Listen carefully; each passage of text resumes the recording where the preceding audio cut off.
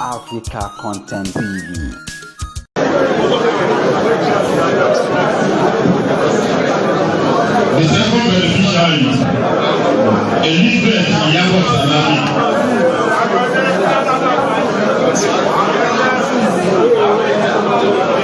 Elizabeth Iyabo Salami.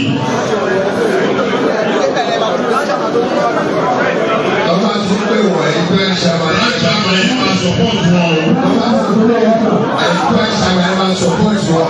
A máa fún ọ pé o ṣe rán bẹ́ẹ̀sì.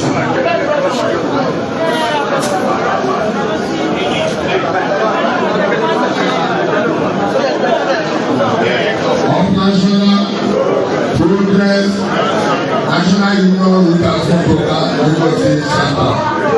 Support Mrs. Elizabeth Iyabo Salami with total 1.5 million to support your family and your career.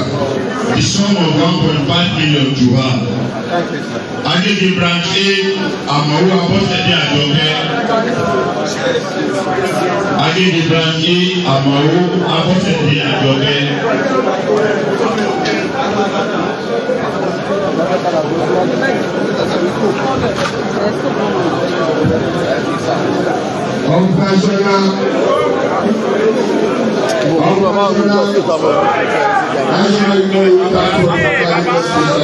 Support Mrs. Amawu with total 1.5 million. The sum of 1.5 million naira for her and the family. Hold on. Agege branch A, Mrs. Yetunde Owoseri. Yetunde Owoseri.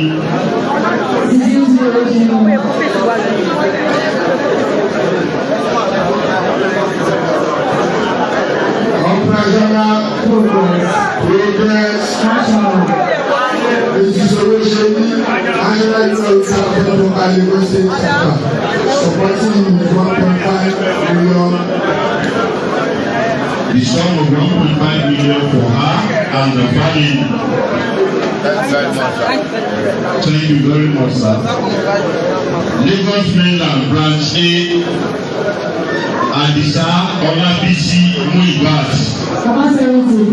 Lagos Mainland branch A, Adisa Olabisi Muibat.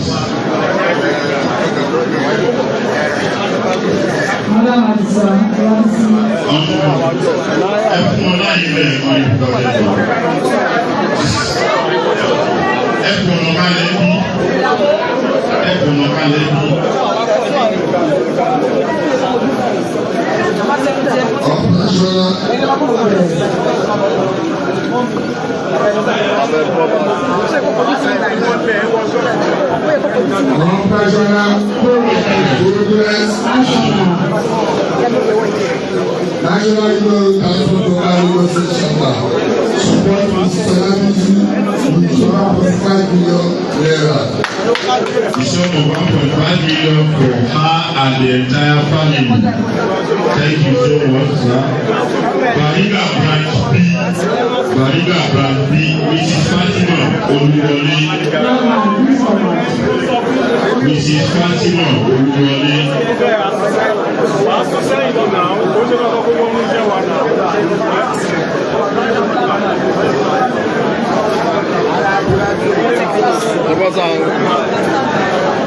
Operational progress, National Union for program support Mrs. Fatima Oluwole with 1.5 million naira.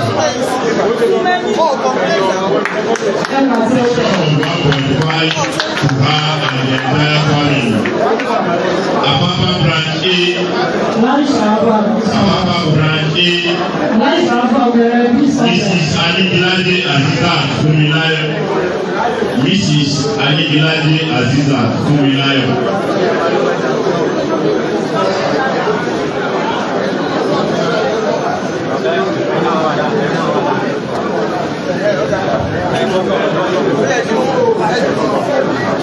Operational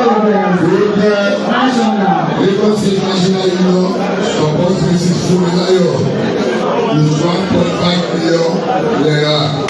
The sum of 1.5 million to her and the entire family. Muaz Zone 10. Muaz Zone 10. Ọpẹ́yẹmí Olúwaṣeun Ẹfúnkáyọ̀. Ọpẹ́yẹmí Olúwaṣeun. Operational progress International Union Transport Program support Mrs. Ọpẹ́yẹmí Olúfunmiláyọ̀ with 1.5 million naira. Thank you so much, Peter.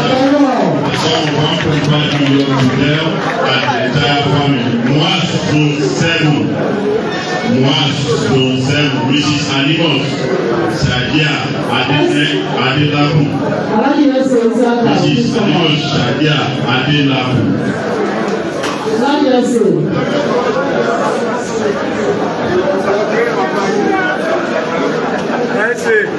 Operational progress National Union Transport Program support Mrs. Alimos with 1.5 million naira. A sum of 1.5 million naira to her and the entire family.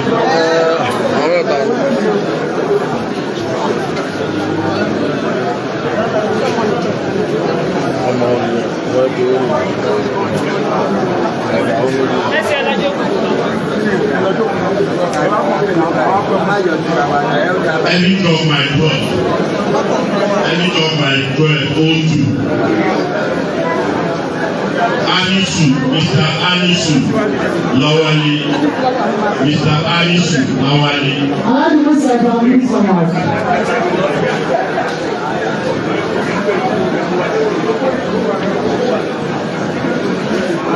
Operational progress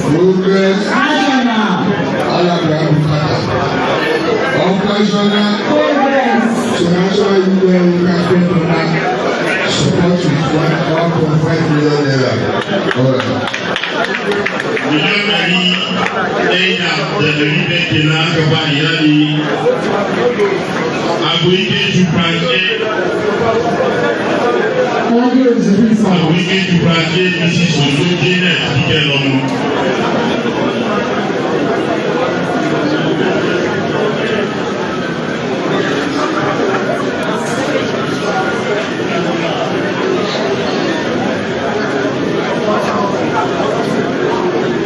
Operational progress National Union Transport Program support Mrs.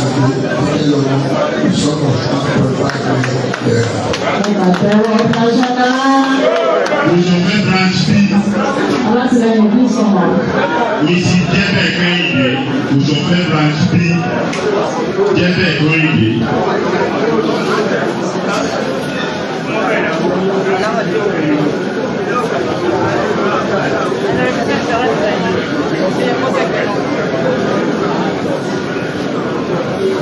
Operational National Union Transport Program supports Mrs. Jẹ́bẹ̀ Kẹ́hìndé with 1.5 million. Òṣòfẹ́ branch B. Ẹ̀ṣìdúró Chairman. Mrs. Abọ́sẹ̀dé Káwákálíjù Oyèlẹ́yẹ. Òṣòfẹ́ branch B.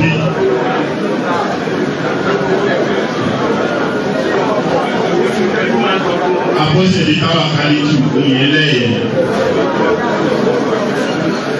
National Union Transport Program support Mrs. Káwákálíjù Oyèlẹ́yẹ with 1.5 million naira.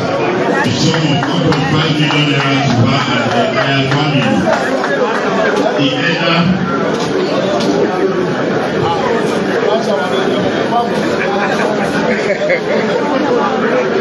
Ìkẹjà branch C. Ìkẹjà branch C. Mrs. Adeniyi Olúkẹ́ Justina.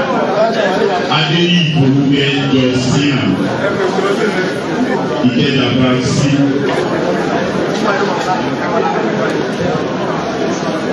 National Union Transport Program support Mrs. Adeniyi Abdulashi is 1.5 million. The sum of 1.5. Total Abuja branch B. Mrs. Dayola Olaide Waliyat. Mrs. Dayola Olaide Waliyat.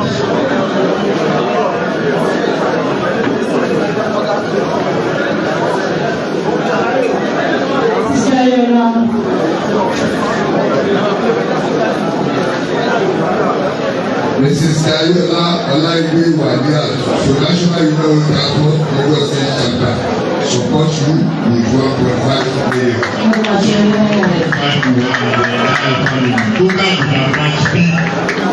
Mrs. Tinuke Abosede Alaka. Mrs. Tinuke Abosede Alaka.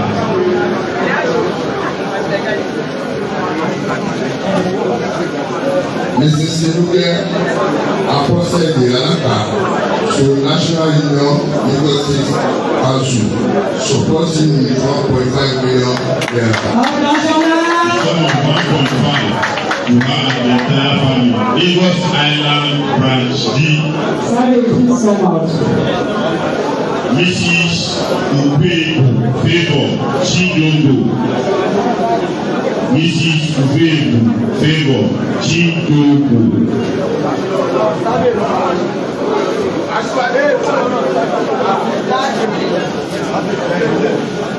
Mrs. Ubebu Favour National Union Transport Program support you with 1.5 million naira.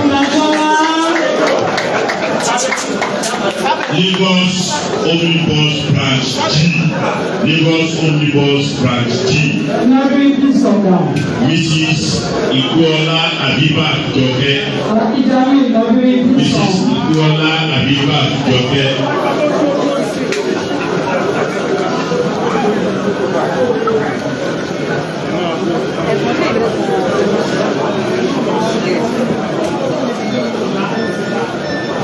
National Progress Cyber Joke National Union Transport Program Lagos State Council support you with 1.5 million.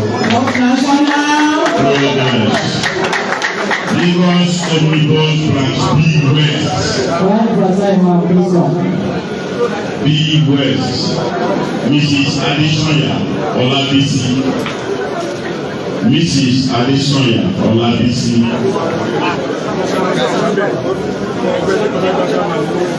Mrs. Adesanya Olabisi, National Union Transport Program Lagos State Council support you with 1.5 million naira.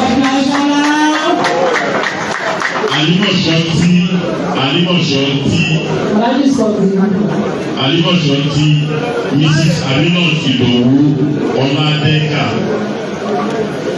Mrs. Aminat Idowu Ọládẹ́gà.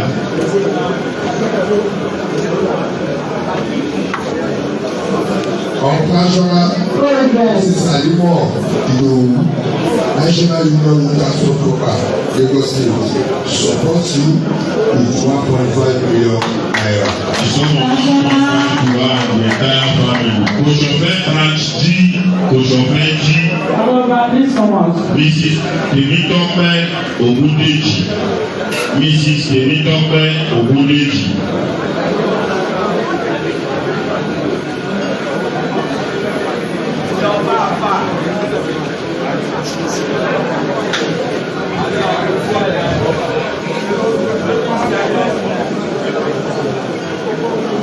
Mrs. Temitope Ogundeji, National Union Transport Program Lagos State Council support you with sum of 1.5 million naira. Lagos State Omnibus branch D. Mr. Adeniji Yusuf. Mr. Adeniji Yusuf.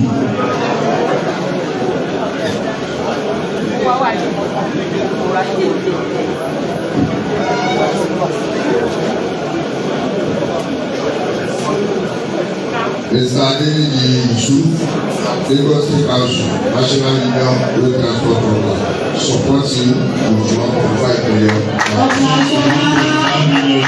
In the entire family. Alimosho branch S. Professor, S. Alimosho branch S. Mr. Eritosi Odubina. Mr. Eritosi Odubina. Odubina.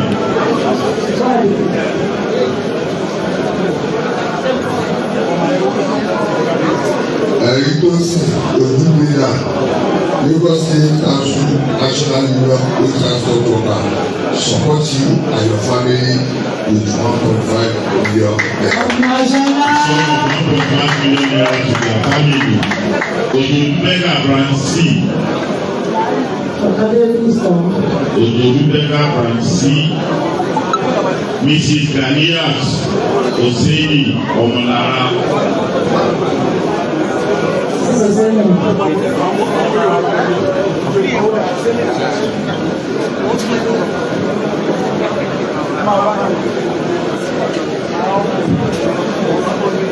Mrs. Ganiat Oseni Omolara. Lagos State ẹ máa sunkún bàbá ẹ kọ́ ayọ̀lẹ̀ sùn ọlọ́run àbá dúró ti àárẹ̀ fún yín ọlọ́run àṣírí ọkọ̀ fún yín ọlọ́run ẹ̀fọ́kànbalẹ̀ Lagos State Council support you with support with 1.5 million naira ọlọ́run àbá dúró ti ẹ̀kọ́ ìkúrò yìí. Ìfẹ́lódún branch B. Ọwọ́ afálẹ̀ ti sọ fún yín wọ́n lè fi lọ kọ́ gbogbo yín. Tó bá ti di lálẹ́ ẹ̀sùn pọ̀ ẹ̀wọ́n lé wá sùn. Owó sì wà lọ́wọ́ mi náà náwó jẹ. Má sẹ́ni kọ́pì wà bọ̀ sí mi. Tó bá fi parí ẹ̀ kó máa gbé lọ. Má sẹ́ni kọ́pì wà bọ̀ sí mi. Èmi tí mo lè sẹ́ni òun padà. Inú bí mi sí ẹ̀yìn.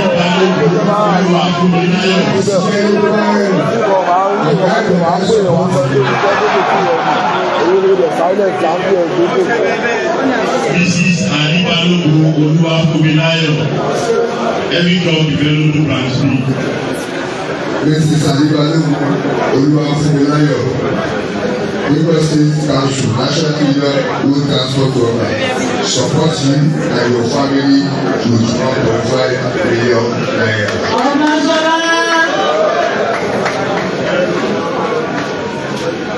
Ọba Ìjàyè branch A.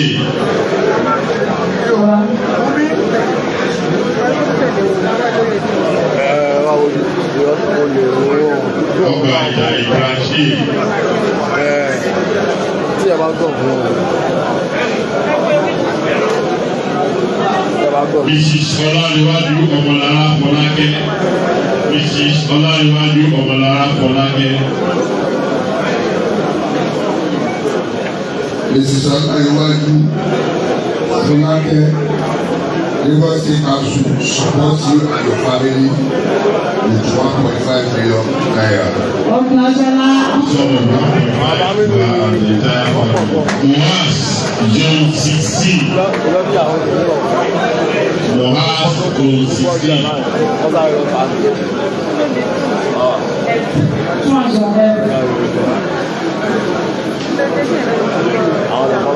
Mrs. Ojisola Alamaju Johnson.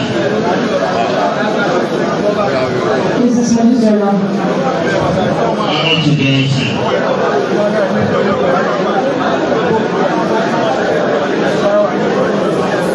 Operational Mrs. Ojisola Salabotu. Mrs. Ojisola Salabotu Johnson. Lagos State Council National Union Road Transport Worker support you and your entire family with 1.5 million naira. Operational progress. Gbogbo ẹ̀ka compensate appreciate ìlà fún yóò àwọn ìpè kò ṣe owó tí ó tó kankan. Ṣèwọ́dà sáà àwọn náà bá ẹni ìmọ̀ èrò.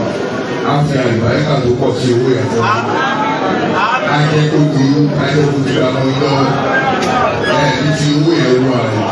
níbi ìṣòwò ẹ̀ níbi ìṣòwò ìbànújẹ́ owó ìfọ̀kànbalẹ̀ ọlọ́run máa jẹ́ oúnjẹ fún yín ìwòye ọdún púpọ̀ náà ẹ̀yìn lè lọ sọ́kùn ọ̀pẹ́ ṣàmà yẹn lórí lọ́sọ̀dárí tókè tí national union fi sọ́pọ̀tì ọlọ́run padà fi àlùbáríkà sí àwọn láyé tí ọ̀rọ̀ ọkọ̀ yìí wà ìwọ́n ti wà ní kóòtọ́ àwọn aláṣẹ wà ní kóòkà àwọn ti wà kóòtọ́ àwọn láyé tó wà tó jẹ́ kóòtọ́ yẹn á fi àlùbáríkà tó pọ̀ á fi síbi owó ẹ̀ fún yín á lè fi àlùbáríkà tó pọ̀ sínú ayé ọ̀rọ̀ wọn yín pẹ̀lú àgbà bàdà àwọn ọ̀làfáàtì ẹ̀ láti gbà fún wa nítorí láyé ra wọn lórí ẹ̀yà àbẹ̀rẹ̀ láyé wọn lórí ẹ̀lábẹ́ àwọn ìrọ̀lẹ́ wọn ní kí ìyàwó gbèrè ìyá àgbà àbúrò ní àkàrà sẹ́yìn ìdílé صراط المستقيم صراط الذين أنعمت عليهم غير المغضوب عليهم ولا الضالين. àwọn ayé àkàrà iye tó bí wá sí o gbàtó bá náà wọlé ṣọ́ọ̀bù ó wá ìyọ̀rọ̀ lẹ́nu tó bá náà wọlé ó wá rẹ̀ òdì ọwọ́ àfọ́fà yìí.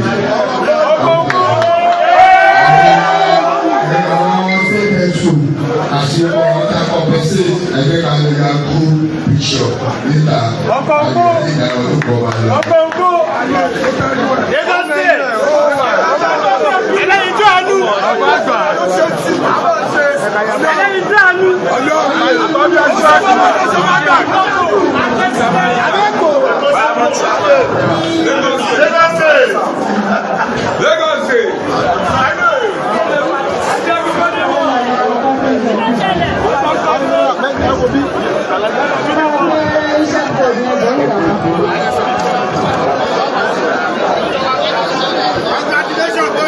ẹ̀yin mẹ́fà ṣe jókòó àti ìṣètò ẹ jókòó ẹ má lọ ẹ̀yin mẹ́fà ṣe jókòó ẹ má lọ ṣáwọn secretary treasurer ẹ má lọ.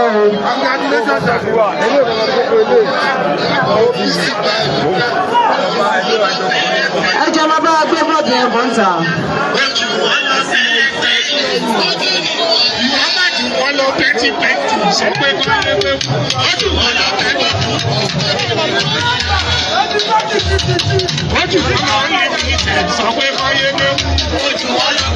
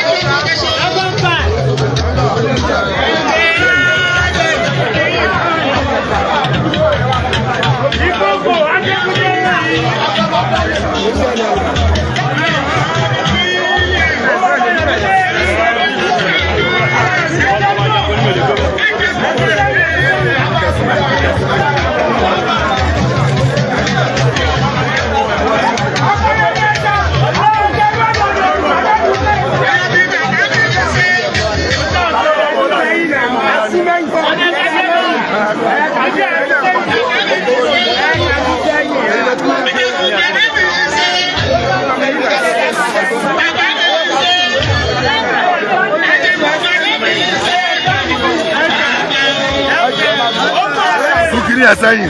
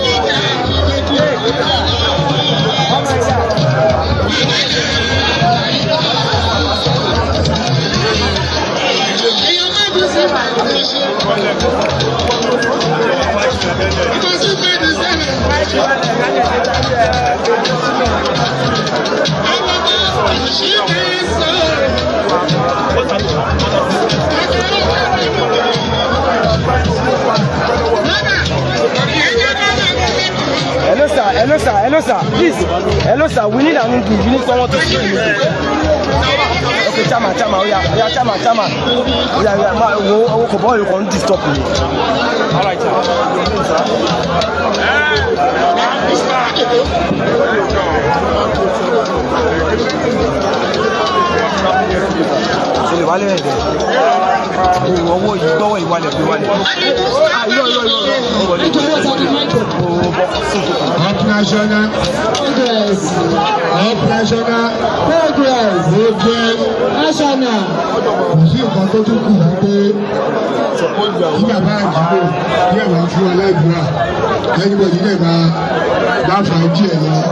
Anybody